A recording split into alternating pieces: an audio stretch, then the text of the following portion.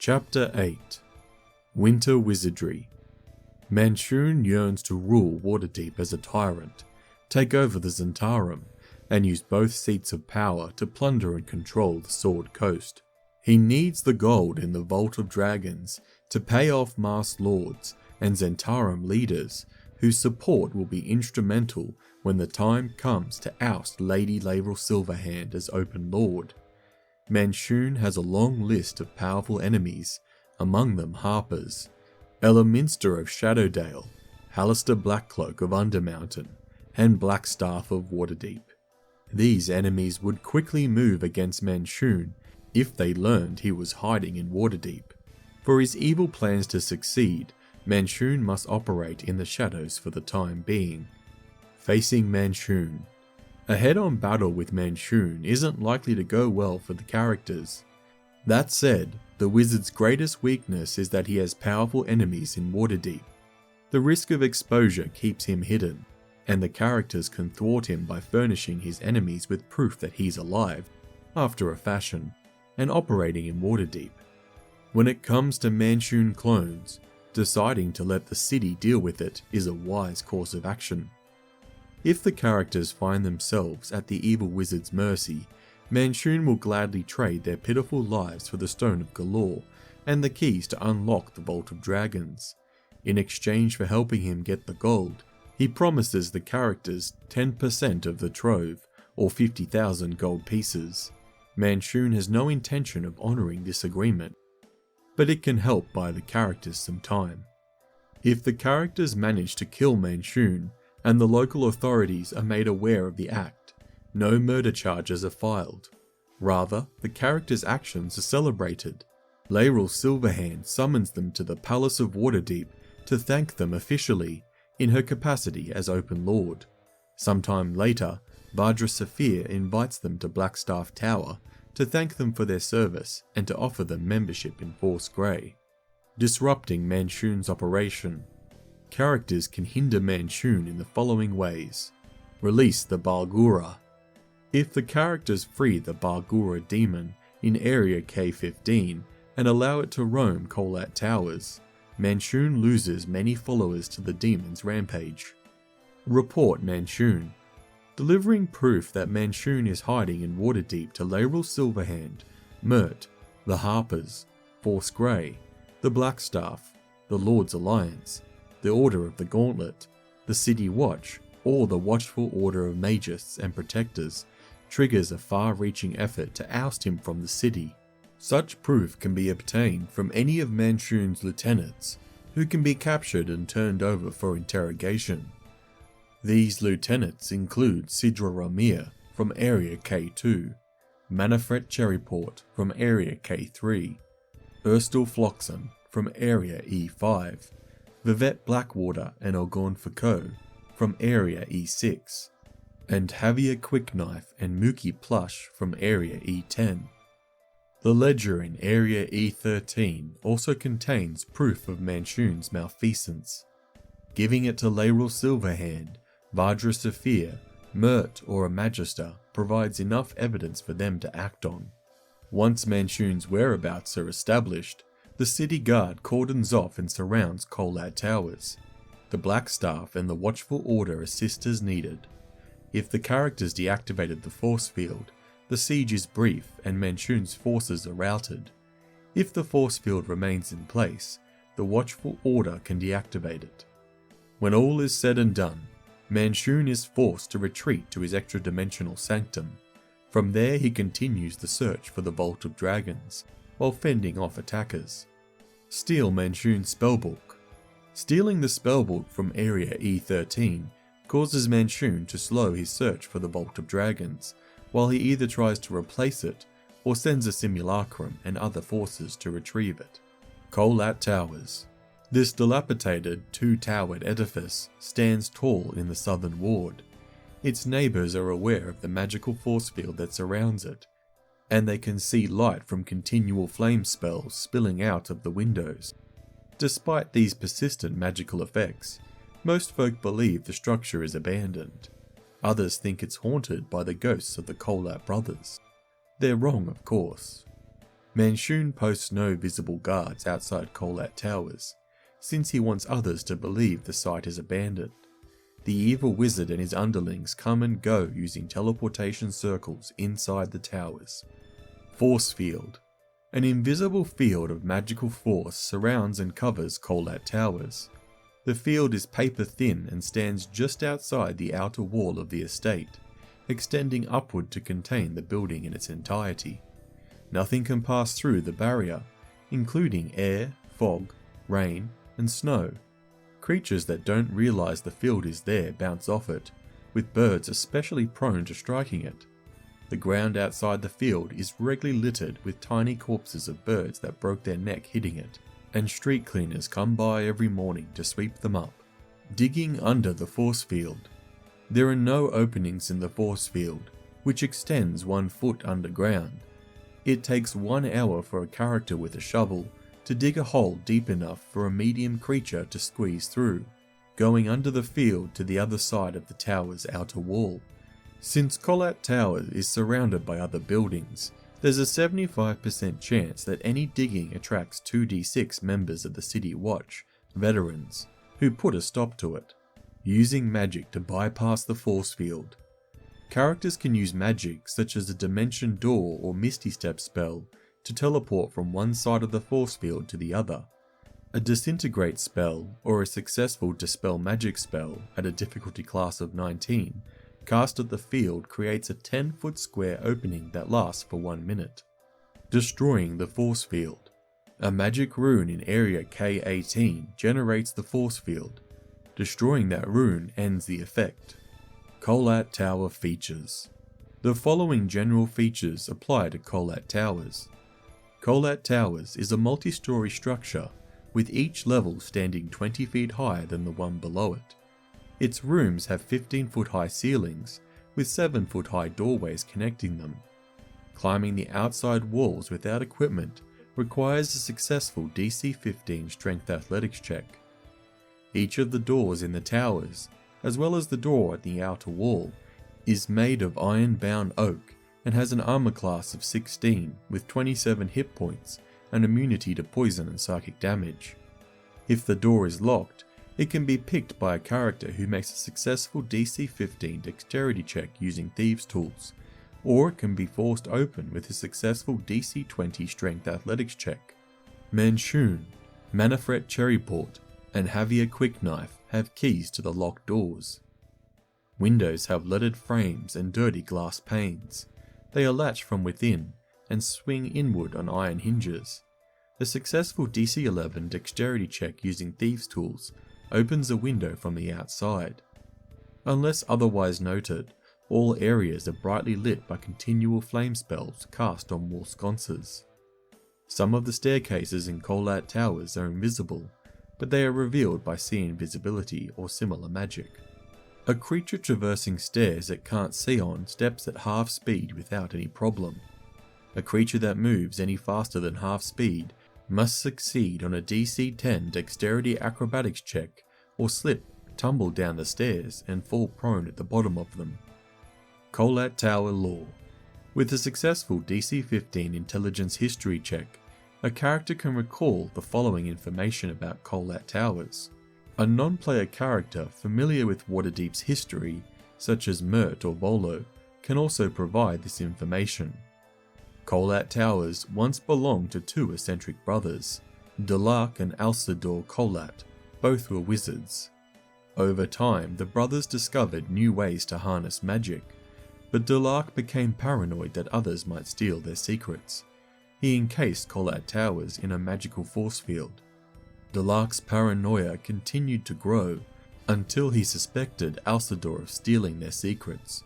Alcedor left the tower, never to be heard from again, and Duhlark became a recluse who died in his own fortress. Areas of Kolat Towers. The following encounter locations are keyed to map 8.1. Area K1, Storeroom. The outer door is locked from the inside, and the room has neither heat nor light sources. Crates stacked around the room are packed with meat, and bear the seal of the Fellowship of Salters, Packers and Joiners. Area K2, Dining Room. This room contains the following features. 3 Zhents in black armor sit around a stone dining table, playing 3 Dragon Ante, a card game. The table is set with silver. 8 moth-eaten banners hang from the walls. Each bears an arcane sigil that represents a different one of the 8 schools of magic. Zhents.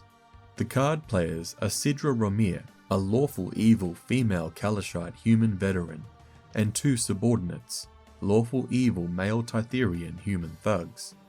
Since the force field around Kolat Towers keeps out riffraff, Sidra assumes the characters are guests of Manshoon arriving for a clandestine meeting. If the characters give her no reason to believe otherwise, she and her thugs escort them wherever they ask to go. If it becomes clear that the characters don't belong in the towers, Sidra and her thugs attack. Combat in this area draws the attention of Manafret Cherryport in Area K3, who investigates. Sidra wears a teleporter ring. Teleporter ring. As an action, a creature wearing a teleporter ring can activate the Teleportation Circle either in Area K22 or Area E1, teleporting itself and up to 6 other willing creatures from one circle to the other. Treasure. The silverware on the table is worth 100 gold pieces. Area K3. The kitchen. Mouth-watering scents fill this room, which contain the following features. If he hasn't already been drawn elsewhere, a portly halfling stands atop a stool and cooks on an iron stove. A green ghost hand floats above a trellis table, holding a knife and cutting carrots and celery. A staircase curves up one wall, leading to Area K7. Zhent Cook. The halfling, Manafret Cherryport, is one of Manshoon's lieutenants. He loves to cook and uses his mage hand cantrip to cut vegetables. He assumes the characters are intruders unless convinced otherwise. Any ability check to do so is made with disadvantage, since Manafret knows that Manshoon would have informed him if guests were expected. If the mage suspects the characters are intruders, he surreptitiously pours a vial of assassin's blood onto the stew before asking them to taste it and give an honest critique.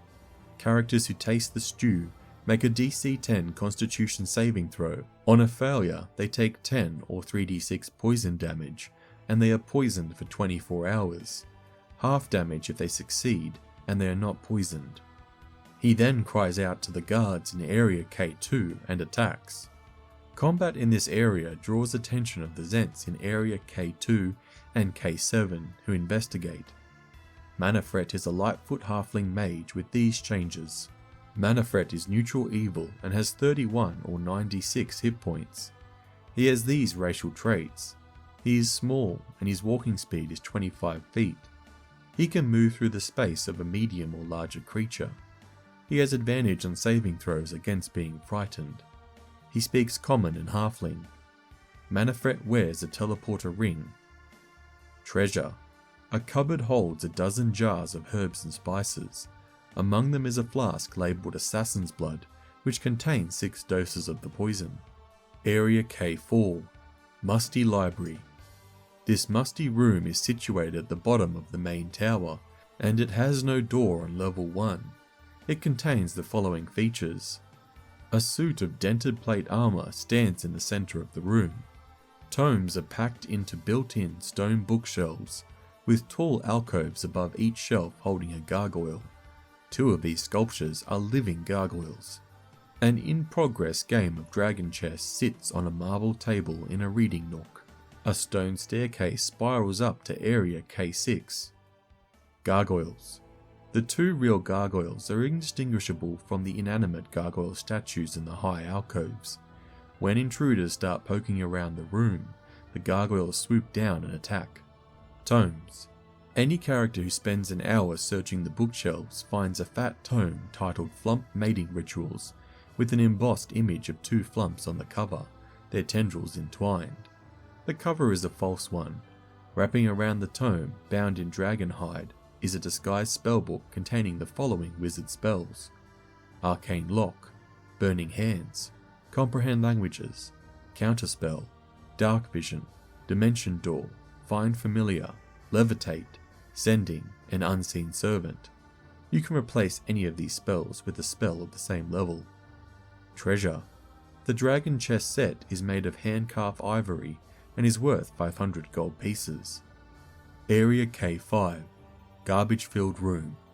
This room is on level 1 of the outermost tower, but isn't accessible from that floor. It reeks of garbage and has the following features. Ankle-deep refuse fills the chamber. Black scorch marks stretch from floor to ceiling along the walls and stairs, which lead up to Area K10. Manshoon's servants throw their garbage here. The Kolat brothers created some magic items in this room. An experiment gone awry caused the scorch marks. Area K6, the main tower landing and ledge. Level 2 of the main tower has the following features. A stone landing with no railings has a door leading to Area K7 and a stone spiral staircase descending to Area K4. An invisible staircase with no railings hugs the wall as it climbs from the landing to Area K11. Across from the landing, a wide stone ledge protrudes from the northeast wall beneath a window. A pair of identical wooden chests sits atop the ledge. One chest is real, the other is a mimic. Ledge. There's no easy way to access the ledge, which is 8 feet away from the landing and at the same height. Characters can try to jump onto the ledge, or they can hook a rope onto the railing at the level above, Area K11, and swing across the gap. They can also use magic to cross. Anyone who falls off the landing or the ledge lands in Area K4, 20 feet below. Mimic. A character who touches the mimic becomes adhered to it. The mimic attacks if disturbed or when a character inspects the real chest next to it. Treasure. The genuine chest is unlocked and contains 13 items, each of which can be used as an arcane focus. 2 crystals worth 10 gold pieces each, an orb worth 20 gold pieces, 4 rods worth 10 gold pieces each, and 6 wands worth 10 gold pieces each. Area K7, Reading Room. This room contains the following features. A burly half-orc clad in black leather armor sits in an overstuffed chair in the northernmost corner of the room, reading a book. Large frame pictures of cities and landscapes hang on the walls, and a worn blood-splattered rug covers the floor. Other furnishings include a pair of rocking chairs, a couch and an ottoman. Mouth-watering scents rise from a staircase that curves down to the kitchen in Area K3. Zhent. Yorn the Terror is reading a copy of Volo's Guide to Monsters, autographed on the title page by the author, with an added note that reads in common, "For Yorn, I hope you find the Orc chapter illuminating." Yorn is a half-orc thug with these changes. Yorn is neutral evil. He has these racial traits. When reduced to 0 hit points, he drops to 1 hit point instead, but can't do this again until he finishes a long rest. He has dark vision out to a range of 60 feet. He speaks Orc and Common. Yorn values his own well-being above all else. He is initially indifferent towards intruders. If Yorn believes the characters aren't a threat, he's happy to chat with them about the inhabitants and the layout of Kolat Towers. He has never visited Manshoon's extraplanar sanctum, but he does know that the Teleportation Circle in Area K22 is the way to get there. Combat in this area draws the attention of Manafret Cherryport in Area K3, who investigates. Treasure. Yorn carries 36 copper pieces, 20 silver pieces, 12 gold pieces, and 8 tails, and a gem-studded ivory toothpick worth 25 gold pieces in a pouch. Area K8, the Apprentice Bedroom. This narrow room contains the following features. 3 single beds are bunched less than an arm's length apart beneath a staircase that leads up to Area K12. At the foot of each bed is a wooden chest. The Kolat brothers once took on apprentices who slept here. Manshoon now allows his own apprentices, Ered Peno, Havi Turmok, and Savara Firethorn to do the same. All 3 can be found in Area K15. Treasure. Inside each chest is a set of common clothes, a spare spell component pouch, candles, ink, pens, paper, and 3d6 gold pieces. Each chest also holds a spellbook that contains all the spells its owner has prepared. In addition, a red spellbook contains Burning Hands, Knock, and Lightning Bolt. Javi's spellbook contains Charm Person, Detect Thoughts, and Major Image. And Savara's spellbook contains Comprehend Language, Phantasmal Force, and Phantom Steed. Area K9, Bridge and Walkway. A wooden bridge connects the two towers 20 feet above the ground, and a walkway attached to the bridge encircles the outside of the outer tower. The bridge and the tower walkway lack railings. Their planks and stones groan and crack underfoot, but are safe to walk on. Area K10, the Wizard Statue. This level of the outer tower consists of a landing and a narrow ledge with the following features. The landing is 10 feet square and is met by two staircases. One descends 20 feet to Area K5, and one ascends 20 feet to Area K20. The narrow ledge built into the southeast wall has a life-size statue of a bearded human wizard standing atop it. The wizard looks angry and is leveling a stone wand at the door in Area K9.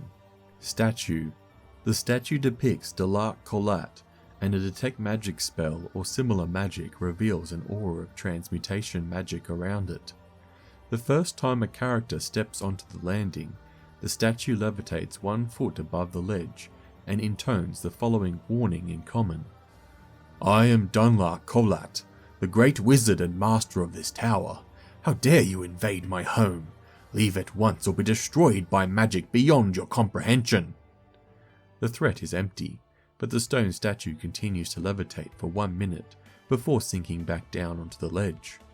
The magic resets after 1 hour. While it is levitating, the statue can easily be pushed or pulled around. Casting Dispel magic on the statue while it's floating causes it to fall, toppling off the ledge, and shatter in Area K5 below. Anyone in that area when the statue falls must succeed on a DC 10 dexterity saving throw or take 22 or 4d10 bludgeoning damage. Area K11, Laboratory. This room consists of a ledge connected to the levels above and below by invisible staircases. One staircase descends 20 feet to Area K6, and the other climbs 20 feet to Area K15. The area contains the following features. Shattered glass covers the floor, and a large wooden trellis table has been knocked on its side. A large empty cabinet dominates the back wall. This laboratory has been picked clean by Manshoon and contains nothing of value. Area K12, Staff Display. This room contains the following features. A half-dozen staves of various style are hung proudly on the walls at the top of the landing. A staircase descends to Area K8. Staffs. Each staff is different in construction and style. A twisted birch branch, a sturdy oak dowel, a glittering haft of stone, a steel pole carved with blue runes, a dimpled copper staff topped with a copper crescent moon, and a brown glass cane capped with a black marble orb. All 6 staffs animate and attack interlopers who enter the area without being escorted by Manshoon or one of his lieutenants. The staffs have the same statistics as flying swords, except they deal bludgeoning damage on a hit. If a fight breaks out in this area, the creatures in Area K14 come to investigate. Area K13, the Holding Cell.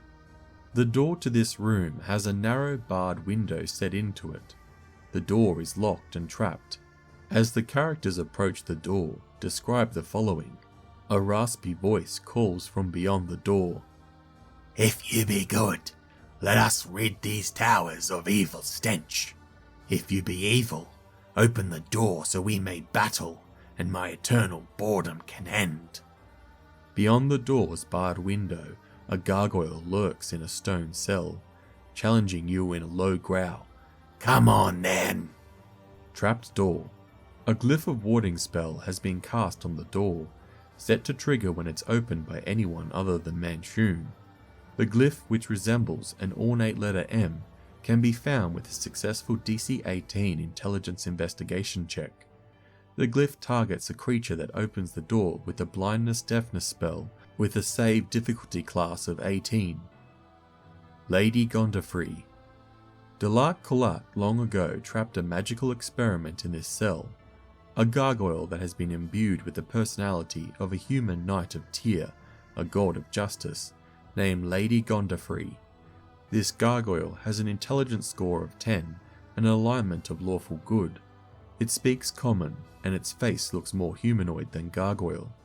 Manshoon is amused by the creature, so he keeps it alive but locked in the cell. If the characters free Lady Gondofree, she offers to fight alongside them. However, she is quickly turned against any character who exhibits cruel or unlawful behaviour. She can offer helpful information about Kolat Towers, and she is familiar with both the layout of the towers and the current occupants of the place. She knows that Manshoon resides in an extraplanar sanctum accessible through a teleportation circle that his lieutenants can activate using special rings. The gargoyle doesn't know where the teleportation circle is located, nor does she know why Duhlark transferred her consciousness into her present form. The gargoyle retains fragmented memories of the life of Lady Gondofree, a native Waterdeepian who served in the City Watch. After identifying Duhlark Kolat as a suspect in several local disappearances, she darkened his doorstep in 1379 DR, the year of the Lost Keep. Annoyed by this invasion of his privacy and not in his right mind, Duhlark captured Lady Gondofree, used a spell to meld her form with that of a gargoyle, and imprisoned her. If the gargoyle travels with the party, roll a d10 each day at dawn. On a roll of 1, Lady Gondofree's alignment becomes chaotic evil for 24 hours as the gargoyle's innate demeanour exerts itself. In this state, the creature tries to orchestrate the characters' deaths, going so far as to attack lone characters. Area K14, Servants' Quarters. This room contains the following features: furnishings including 4 beds, a small table with 4 chairs and tattered window curtains. 4 Zhent thugs relax here, 1 trying to rest, 2 others playing cards, and the 4th sitting on the edge of a bed restringing a heavy crossbow. The thugs work for Manshoon and leap up to attack anyone they don't recognize as their own. A successful DC 17 Charisma Deception check convinces these Zhents that the characters are their allies. Treasure. Resting in small piles and neat stacks on the table are 74 copper pieces, 52 silver pieces, 19 gold pieces, and 4 tails. Area K15, Summoning Chamber. This room is connected to the levels above and below by invisible staircases, one descending 20 feet to Area K11, and the other climbing 20 feet to Area K16. This area contains the following features. A 10-foot diameter circle of runes has been drawn on the floor in blood that is now dried. Smoke billows from 4 iron braziers placed around the circle. 3 apprentice wizards stand outside the circle, chanting an incantation. A Barlgura is slumped motionless within the circle. The 3 wizards here are Manshoon's apprentices: Erid Pano, a lawful evil male Damaran human; Havai Turmok, a chaotic female Chondathian human; and Savara Firethorn, a neutral evil female Tytherian human. Each wears a teleporter ring. The magical incantation that the 3 are reciting has quelled the Barlgura, rendering it unconscious. If any of them stop chanting, the demon awakes and becomes enraged, though it remains bound within the circle. Whenever it takes damage, the Barlgura can attempt a DC 10 Charisma check. On a successful check, it breaks out of the circle and attacks any creatures it can reach. Freeing the Barlgura disrupts Manshoon's operation, forcing the wizard to spend time and resources defeating the fiend and replacing slain underlings. Area K16, the Construct Workshop. The invisible staircase from Area 15 ends in front of a closed door. The door is unlocked and opens into the room, which contains the following: bits of clay, stone, bone, and metal litter the floor and cover a wooden table in the middle of the room. The floor creaks and tilts slightly when stepped on, and it can be seen to be detached from the walls. 2 oversized iron clamps on opposite sides of the room hold the floor in place. Each of these rusty mechanisms is attached to an iron lever. A wooden staircase once climbed 20 feet to the next level, but it has partially collapsed. The Kolat brothers once crafted constructs in this workshop. The magical clamped floor was built as a precaution in case one of the experiments went berserk. When a creature that doesn't work for Manshoon's Zhentarum enters this room without being escorted, the metal scraps on the floor fly together, forming a suit of animated armor that attacks. When the armor is reduced to 10 hit points or fewer, it tries to pull one of the levers on its next turn. Floor clamps. Pulling a lever is an action that causes both clamps to release the floor, which is then magically driven upward into the ceiling. Creatures standing on the floor are knocked prone and must make a DC 20 dexterity saving throw as they slam into the ceiling, taking 22 or 4d10 bludgeoning damage on a failed save, or half as much damage on a successful one. The floor then settles a few feet below the ceiling, cutting off access to the stairs down at Area K15, but leaving characters free to climb up the collapsed staircase to Area K17. The magical floor was designed to prevent a berserk golem from reaching the lower chambers of the towers, and potentially the city beyond, while the Kolat brothers dealt with it. After 10 minutes, the floor descends to its normal level and the clamps lock it down again. Partially collapsed stairs. A creature can climb the stairs to Area K17 with a successful DC 10 Dexterity Acrobatics check. If the check fails, the creature falls 10 feet. Area K17. The Flesh Golem. This unlit hallway contains the following features. Any character who inspects the hall for traps and succeeds on a DC 17 Wisdom Perception check notices 1-inch diameter holes drilled into the walls at ankle height, set at regular intervals along the length of the passage. A flesh golem stands in front of the door to Area K18. A one-way secret door is set into the innermost wall. Golem Trap. The flesh golem was created by Duhlark Kolat. Manshoon chose to leave it here and instructed his lieutenants not to disturb it. It moves to attack anyone other than Duhlark who approached within 10 feet of it. A character disguised as Duhlark, using the statue in Area K10 as a model, can fool the golem with a successful DC 10 Charisma Deception check. The golem stands on a pressure plate. When it steps off the plate to attack someone out of its reach, the weight on the plate is lifted, causing poison gas to erupt from the holes in the walls. When the trap triggers, each creature in the hall must make a DC 12 Constitution saving throw, taking 10 or 3d6 poison damage on a failed saving throw, or half as much damage on a successful one. The gas lingers for 1 minute until dispersed by a gust of wind spell or similar magic. While the gas persists, a creature in the hallway must repeat the saving throw at the start of each of its turns. The golem is immune to the poison gas. One-way secret door. A character who makes a successful DC 15 Wisdom Perception check notices the secret door that leads to Area K19.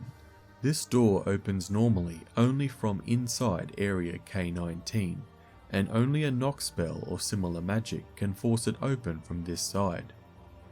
Area K18. Arcane Rune. This unlit hall is choked with dust and cobwebs. It contains the following features. An elaborate rune is inscribed on the back wall of the southernmost end of the hall. The rune isn't visible from the doorway to Area K17. A secret door is set into the innermost wall. Arcane Rune.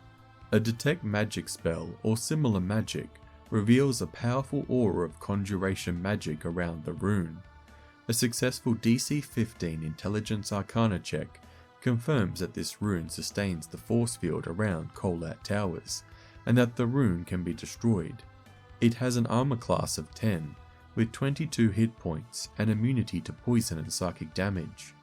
The rune can't be dispelled normally, but each successful dispel magic cast on it at a difficulty class of 19 deals 16 or 3d10 force damage to it. The first time damage is dealt to the rune, a red slard magically springs forth from it and attacks all creatures in the hallway. When the rune is destroyed, the force field around Kolat Towers disappears. Secret Door. A character who makes a successful DC 15 Wisdom Perception check notices the secret door that leads to Area K19. Area K19. Duhlark's Bedroom. This room is accessible through either of the secret doors that lead to areas K17 and K18. It contains the following features. A flame skull bobs in the middle of the room, which is choked with dust and cobwebs. An oval canopied bed veiled in cobwebs sits across from 2 narrow bookshelves. The room smells like a tomb. Manshoon found Duhlark Kolat's skeletal remains on the bed and transformed his skull into a flame skull. He left the rest of the bones alone, hidden behind cobwebs. The flame skull attacks anyone other than Manshoon who confronts it, shouting, "Get out of my house!" between casting spells and throwing off fire rays. Bookshelves. Manshoon removed any tomes of value from the bedroom, leaving noticeable gaps on the shelves between mundane books on a variety of esoteric subjects. Among the volumes on one shelf is a false book titled The Man from Damara, a wooden block painted to resemble a book, which is wired to a secret compartment in the base of the shelf. A character can detect the shelf and discern how to open it with a successful DC 15 Wisdom Perception check. Tugging on the book causes the compartment to pop open, revealing Duhlark's Wand of Binding hidden inside. Area K20. Alcedor's Private Library. This room has the following features. A tall oak bookshelf contains a few scattered books, all mundane and worthless, but is mostly bare. Above the bookshelf hangs a beautifully crafted sign that reads Alcedor in common. A staircase descends 20 feet to Area K10. Area K21. Duhlark's Private Library. This room has the following features. A tall oak bookshelf holds a few dozen books. Above the bookshelf hangs a beautifully crafted sign that reads Duhlark in common. A staircase ascends 20 feet to Area K22. Bookshelf. The bookshelf holds 30 books in total. If any of them are disturbed, they fly off the shelves and form a swarm that attacks all the creatures in the room.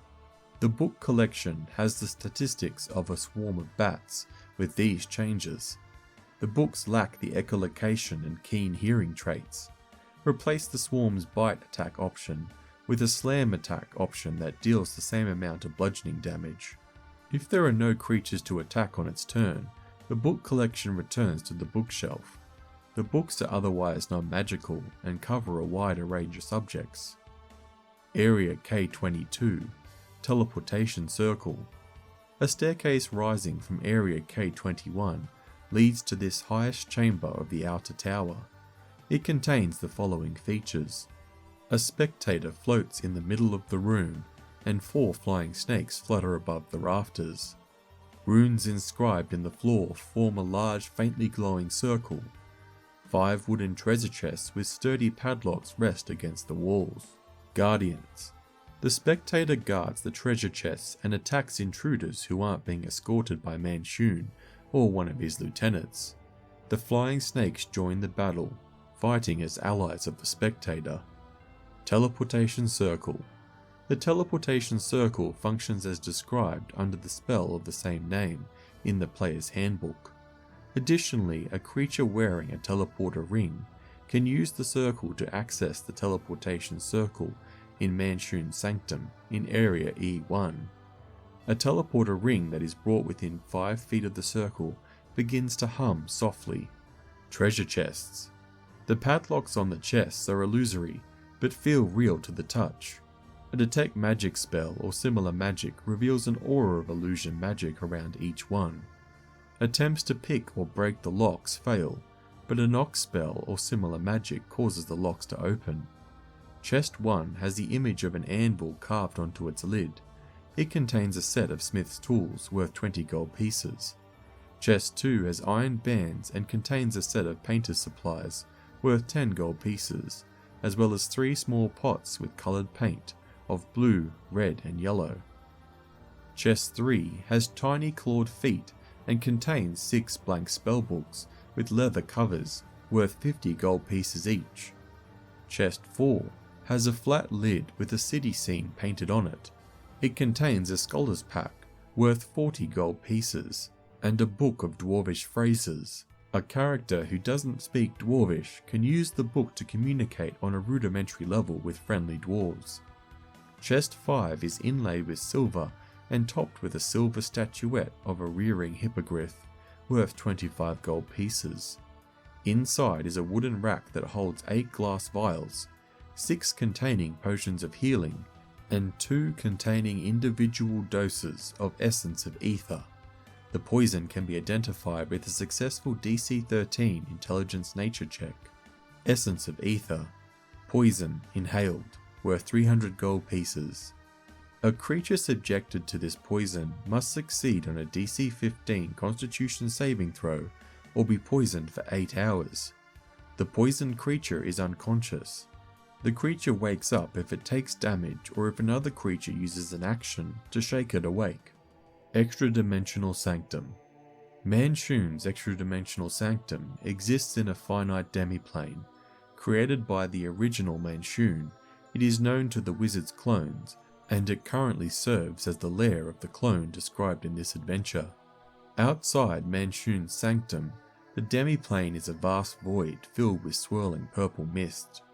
Any creature that enters the mist is teleported to Area E1 and must make a DC 18 Constitution saving throw, taking 22 or 4d10 force damage on a failed save, or half as much damage on a successful one. There are no cardinal directions in this extra-dimensional space. Compasses spin futilely in absence of north, south, east and west. Sanctum Features. These features apply to all areas in the extra-dimensional sanctum. Rooms have 10-foot high ceilings with 8-foot high passages and 7-foot high doorways connecting them. The walls, floors and ceilings throughout are made of seamless alabaster. Doors are made of iron and have an armor class of 19 with 27 hit points and immunity to poison and psychic damage.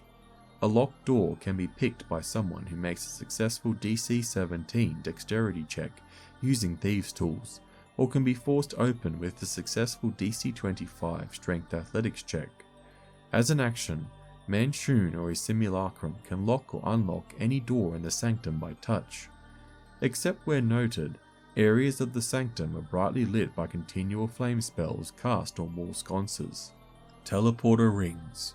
To access Manshoon's extraplanar sanctum, one needs a teleporter ring, a brass signet ring bearing a stylized M, and which emanates an aura of conjuration magic when targeted by detect magic spell or similar. Manshoon gives these rings to his most trusted servants. As an action, a creature wearing a teleporter ring can activate the Teleportation Circle either in Area K22 or Area E1, teleporting itself and up to 6 other willing creatures from one circle to another. Areas of the Sanctum. The following locations are keyed into the map of 8.2. Area E1.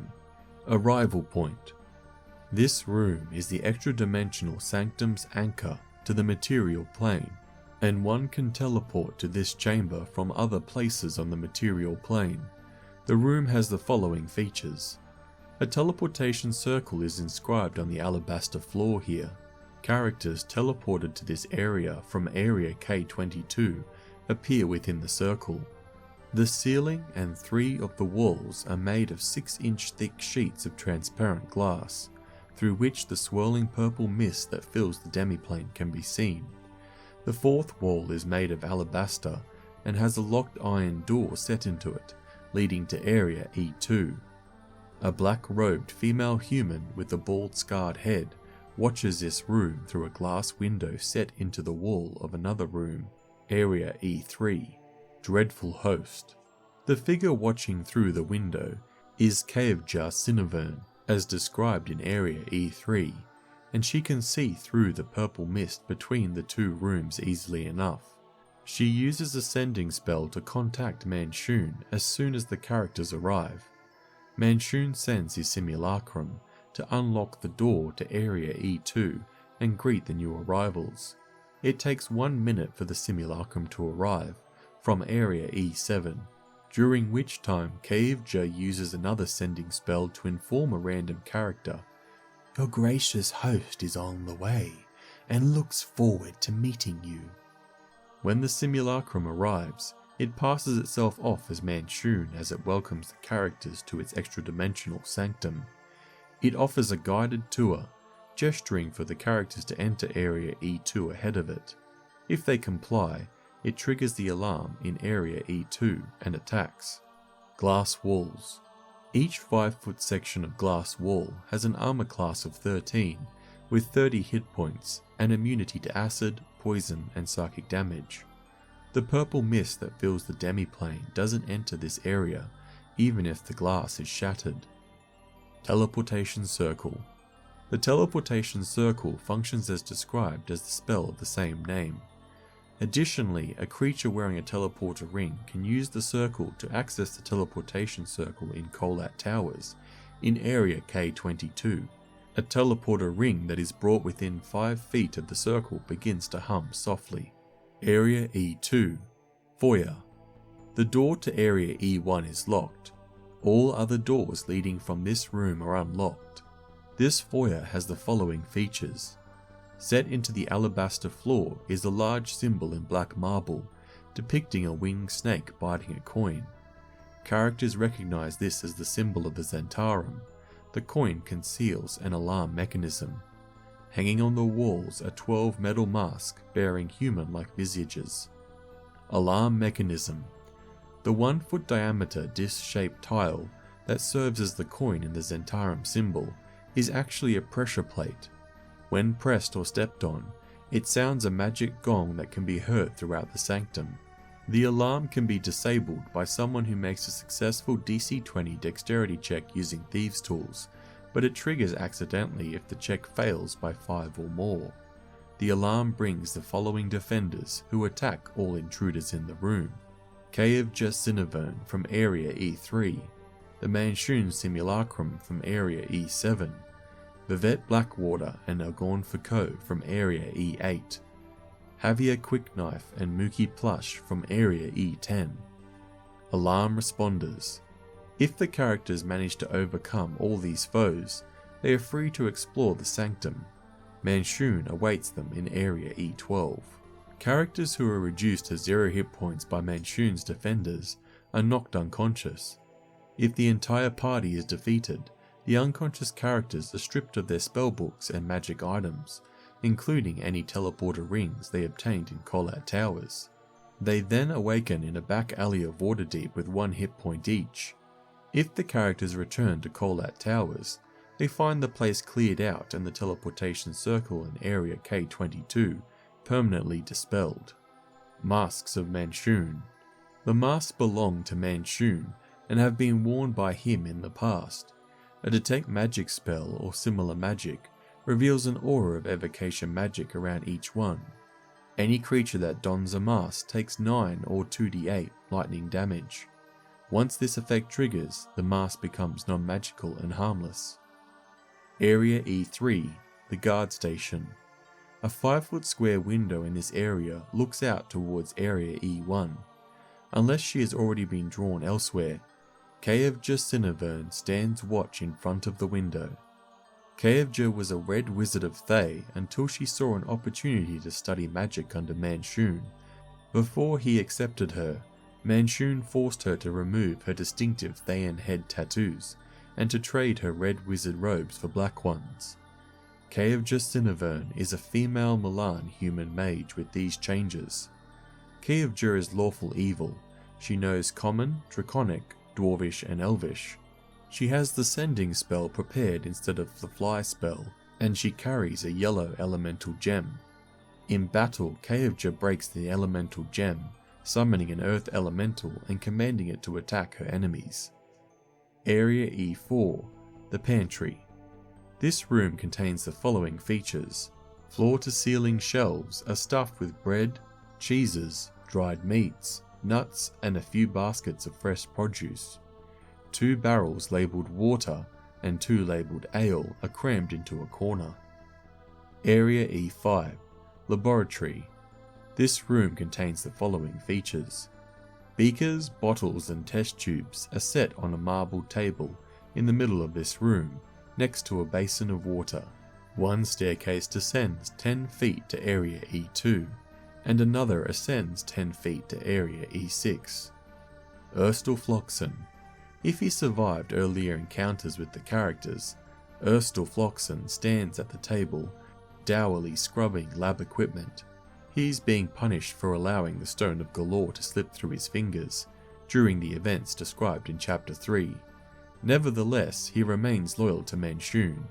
If he is confronted, Urstel feigns anger towards the wizard and offers to help the characters defeat him, but this ruse can be seen through by someone who makes a successful DC 14 Wisdom Insight check. Given the chance, Urstel leads the characters to Manshoon, then attacks them to prove his unwavering loyalty in front of his master. If the characters fall for Urstel's ruse, but nevertheless demand that he relinquish his weapon in order to comply with them, the Zhent assassin laughs and then attacks.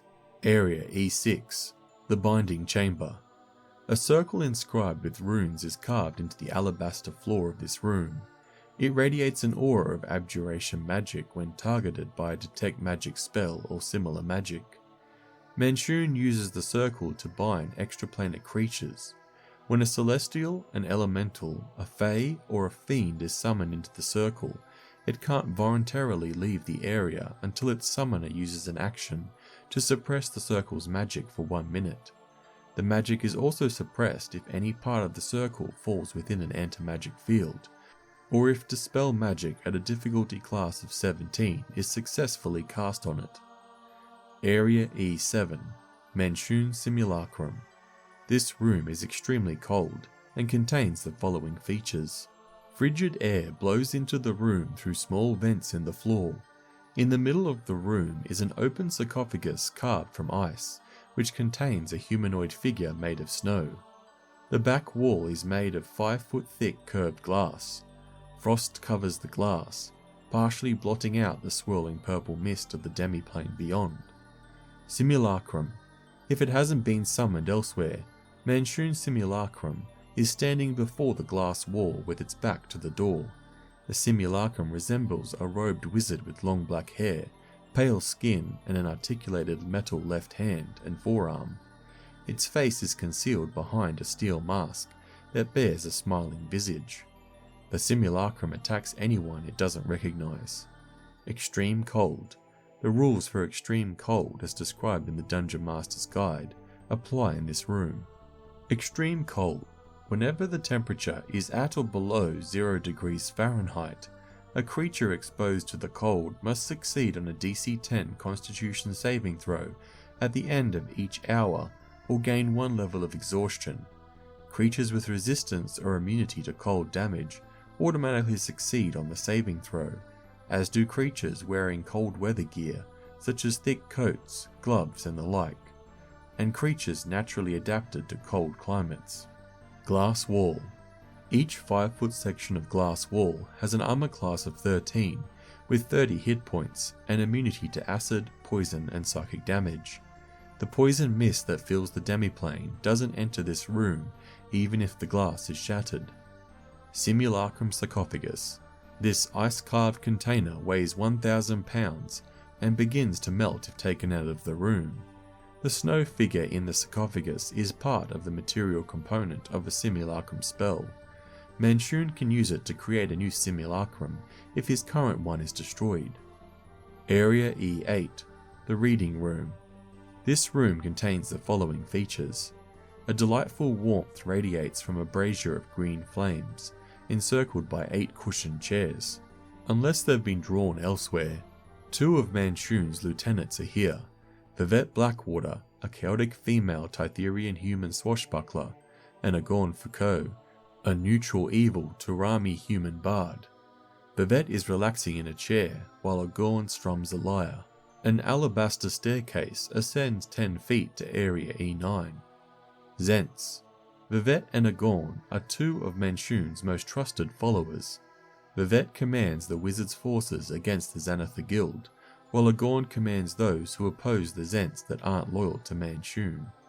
At that moment, they are resting in the Sanctum while awaiting orders from Manshoon. Green Flame Brazier. A detect magic spell or similar magic reveals an aura of evocation magic around the brazier. The brazier casts a fireball spell with a spell save DC of 15 centered on itself whenever a creature in the room speaks the word Green Flame aloud. Once the brazier has cast his spell, it can't do so again for another 24 hours. Agorn knows this feature of the brazier, and he uses it in combat if the situation is desperate. Area E9. The Library. Alabaster shelves line every wall and jut out into the center of this room. All of them are packed with books that deal with subjects of interest to wizards. Manshoon has amassed a sizable collection, including 10 rare volumes he has removed from Duhlark Kolat's collection. Treasure. Each rare book is worth 50 gold pieces, and the entire collection is worth 5,000 gold pieces. Area E10. Audience Chamber. High-ranking Zhents who desire an audience with Manshoon come here. The room contains the following features. The area is split into 2 levels, with alabaster steps climbing 3 feet to a smaller raised platform overlooking the larger area. The platform is bare except for 3 golden banners hanging on the back wall, each displaying the symbol of a Zhentarim, a black-winged snake biting a coin. The lower part of the room contains a black marble table surrounded by high-back wooden chairs. The table stands out in its stark contrast against the alabaster walls and floor. If they haven't been drawn elsewhere, 2 of Manshoon's followers are sparring and engage in mock fisticuffs atop the table. Zhents. 2 female Lightfoot halflings, Javier Quickknife and Mookie Plush, believe that Manshoon is the rightful leader of the Zhentarim. They serve him fearlessly and will sacrifice themselves to ensure his plans come to fruition. They are martial art adepts with these changes. Javier and Mookie are lawful evil. They have 49 or 11d6 plus 11 hit points each. They have these racial traits. They are small, then their walking speed is 25 feet. They can move through the space of a medium or larger creature. They have advantage on saving throws against being frightened. They speak Common and Halfling. Javier and Mookie each wear a teleporter ring. Area E11. The Zhent Quarters. This room contains the following features.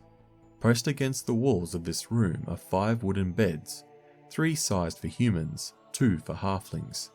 Next to each bed is a wooden chest. An alabaster staircase descends to Area E12. Kev Chasinavern, Vivette Blackwater, Agorn Foucault, Javier Quickknife and Mookie Plush all sleep here. Treasure. In addition to folded clothes and worthless personal effects, each of the chests holds treasure. Keva's chest contains a gold amulet inset with a red crystal rune worth 250 gold pieces. A successful DC 15 Intelligence Arcana check reveals that the rune is a symbol of evocation, though the amulet is not magical. Vivette's chest contains 3 potions of healing. Agorn's chest contains a bundle of love letters from someone named Tamsin. Hidden in one of the envelopes is an elegant platinum necklace worth 250 gold pieces, featuring a tiny cameo containing a sketched portrait of a beautiful Tarami woman. In Javier's chest is a golden comb shaped like a stylized dragon with rubies for eyes, worth 250 gold pieces. Mookie's chest contains a tiny halfling doll. Stuffed inside the doll is a pouch that holds 5 100 gold piece pearls. Area E12. Manshoon's Quarters. No one aside from Manshoon is allowed down here. The alabaster stairs that lead to this room descend 10 feet farther to Area E13. This room contains the following features. Across from the stairs stands a large bed with purple sheets. Sitting on the edge of the bed is a handsome young male human in elegant robes. Long black hair partially conceals his angelic face as he attaches a metal appendage to the withered stump of his left arm. The only other piece of furniture is a table with legs carved to resemble winged serpents. Displayed on the table is a metal mask with an intimidating tyrannical visage. The handsome young figure is Manshoon, who is much older than he looks. This version of Manshoon isn't spoiling for a fight. He commends the characters for making it this far, and shows no concern for the Zhents they defeated to reach him, since he considers all his followers expendable. The character's best chance of survival is to convince Manshoon that they can be cowed or bribed into working for him. Weary of his conflict with the Xanathar Guild, Manshoon suggests that the characters prove their usefulness to him by hunting down and killing Xanathar in its lair as described in Chapter 5. Manshoon also demands that they keep his presence in Waterdeep a secret for now, saying that he will reward them for their discretion when the time comes. In exchange, he allows the characters to return to Waterdeep and promises them positions of power in his organization once Xanathar's death is confirmed. He has no intention of making good on his promise, but refusing to work for him puts the characters in a tight spot, since the evil archwizard can't risk exposure. If a fight breaks out, Manshoon grabs his Staff of Power, which he hides under the bed, and holds his ground. Tyrant's Mask. The mask on the table is non-magical, but Manshoon likes to put it on before meeting his followers. Area E13. Manshoon's Study. The alabaster stairs end here. The room contains the following features. A plush lavender carpet covers the floor. In one far corner of the room, a low table is set between two purple couches. The table has a thin drawer built into it. In the other far corner, Manshoon's spellbook rests atop a marble lectern, protected by an invisible helmed horror. The construct attacks anyone other than Manshoon who disturbs the book, becoming visible as it does so. It obeys Manshoon's commands if he is present, and fights until destroyed. Table. The table's drawer has an arcane lock spell cast on it. The spell can be bypassed with someone who makes a successful DC 25 dexterity check using thieves' tools, or with a knock spell or similar magic. The drawer can also be forced open with a successful DC 21 strength athletics check. Inside is a leather-bound ledger that provides a paper trail implicating Manshoon in 2 blackmail schemes. An hour spent studying the ledger uncovers the following information. Corylus Thann, a racist Waterdavian noble, is paying the Zhentarim not to reveal that he hired Zhent thugs to assault non-humans. Jelenn Urmbrusk, a Waterdavian noble, receives regular payments from the Zhentarim to offset money he loses in bad investments. The ledger doesn't reveal that Corylus Thann and Jelenn Urmbrusk are masked lords, or that Manshoon's blackmail of them also forces them to use their influence to cover up or dismiss crimes perpetrated by Manshoon's forces in Waterdeep. If the authorities obtain the ledger, they round up anyone suspected of having ties to Manshoon or the Zhentarim, which disrupts the wizard's operations. Surprisingly, neither Corylus or Jelenn is arrested or even questioned. Slipped into the ledger is a piece of paper with a list of names in Manshoon's handwriting.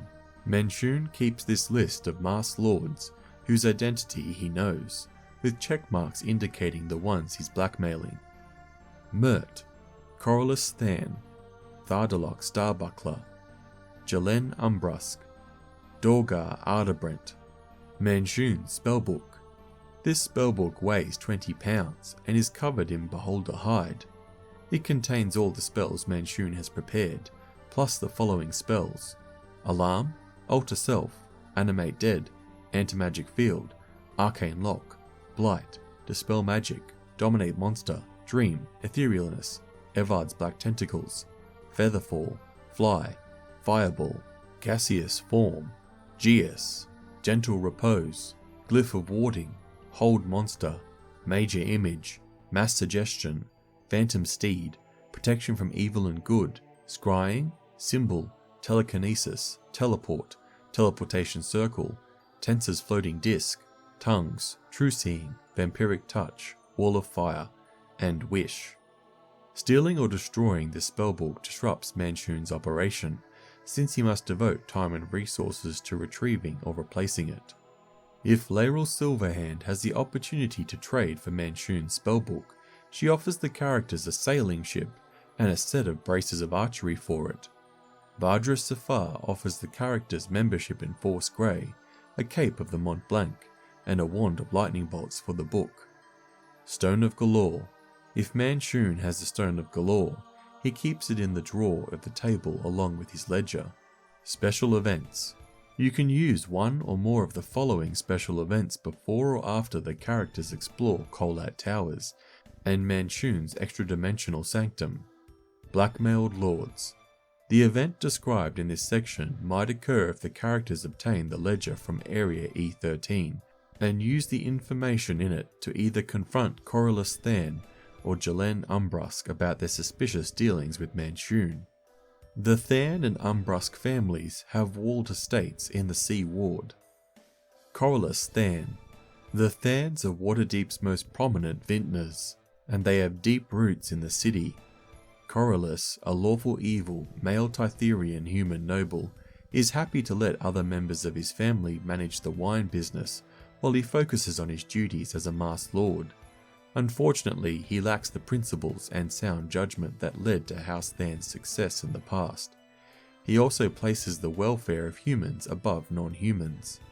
In the past, he used Zhentarim thugs to inflict harm on non-humans who sought positions of political power in the city. Now the Zhents are blackmailing Corylus, threatening to expose his bigotry unless he uses his influence as a Masked Lord to cover up their illegal activities. The characters are most likely to encounter Corylus as he travels through the city by coach, accompanied by 6 human guards, who watch his back and keep the rabble at bay. Corylus refuses to speak with the party. If the characters become an annoyance, he has 8 crooked members of the City Watch, human veterans, crack down on them, then uses his position as Masked Lord to clear any charges levelled against these Watch members. Corylus refuses to be indebted to anyone, so any attempt by the characters to curry favour with him is met with suspicion, if not outright hostility. Even if they dispose of Manshoon, Corylus refuses to acknowledge that he owes them anything. Jelenn Urmbrusk. Jelenn, a neutral female Titherian human noble, is a proud woman in her 50s who desperately wants to get out of debt. Several bad investments ruined her money-lending business, and most of her reliable customers have turned to other providers, such as the Castellantas. Jelenn could have borrowed money from any number of other nobles of the city, or sold off some of the property her family owns in Waterdeep, but doing so would have turned her private financial woes into local gossip. Fear of that exposure led her to borrow money from the Zhentarim instead, a decision she has come to regret. The Zhents working for Manshoon promise to keep their relationship a secret on the condition that she does everything in her power to further the group's welfare in Waterdeep. When not dealing with her slimy creditors, Jelenn is occupied with Masked Lord business. She has no time for a face-to-face meeting with anyone she doesn't know. Characters can confront her as she comes or goes to and from her villa, but she never travels without 16 guards who form a protective wall around her. If the characters brazenly mention Manshoon or the Zhentarim to her, Jelenn demands that they leave her alone or face dire consequences. Jelenn's threat is mostly bluster, since she's not eager to make enemies. If the characters free Jelenn from the yoke of the Black Network by defeating Manshoon, her debt is effectively cancelled. In her delight, she grants them a special favour as described in Chapter 7 of the Dungeon Master's Guide.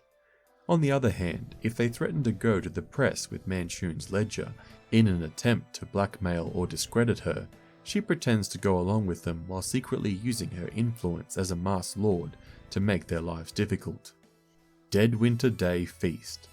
The Fellowship of Innkeepers, in conjunction with the Bakers' Guild, the Guild of Butchers, and the Vinters Distillers and Brewers Guild decide to hold a Deadwinter Day Feast for the residents of Trollskull Alley.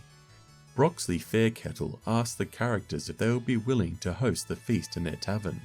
He believes the gesture would be appreciated by their neighbours, in light of the recent deaths in the area as described in Chapter 3.